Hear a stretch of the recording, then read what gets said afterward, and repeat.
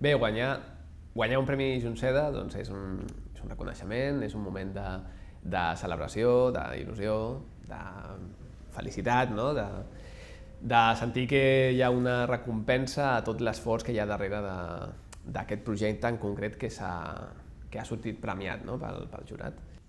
El projecte que va rebre el Premi Junceda d'animació es diu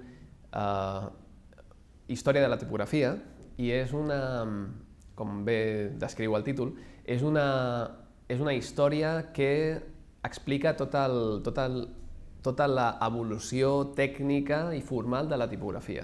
Des que pràcticament, des d'abans dels egipcis fins ara mateix que tenim tipografies que les veiem a la pantalla. No? De les feines que faig, d'on trec més satisfacció és d'aquelles on jo puc aportar més de la meva singularitat com a creador, no? O sigui, la meva personalitat, el meu procés de treball, el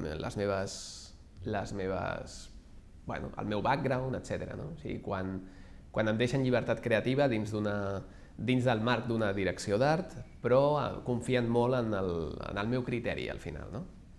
Doncs pel que fa a les àrees de treball, des que vaig començar a treballar, ara fa més o menys 10 anys, he anat canviant d'àrea. Cada cop que m'han proposat de fer un projecte, doncs potser era una il·lustració per un conte, o potser era un mural, o potser era una animació, o una instal·lació, doncs m'he animat i he dit, anem a veure com es fa això i anem a fer-ho. I llavors, a nivell d'àrea, on em sento més còmode,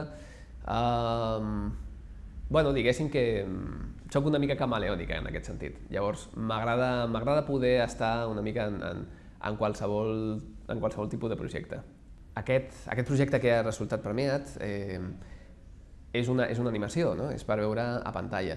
I crec interessant que en els Premis Junceda mirin què està passant, no? amb la realitat, i és que cada cop estem més habituats a utilitzar una pantalla i la pantalla et permet coses que el paper no et permet fer i potser, per què no, obrir categories com ara GIFs animats o interaccions o animacions, tot un seguit de coses que avui dia són possibles i que fa anys no eren possibles. No? I vés a saber amb les realitats virtuals i tot això com anirà canviant tot això. No? Llavors crec interessant que mirem potser d'ampliar d'alguna manera les categories a les que ens podem presentar. No? Estaria bé.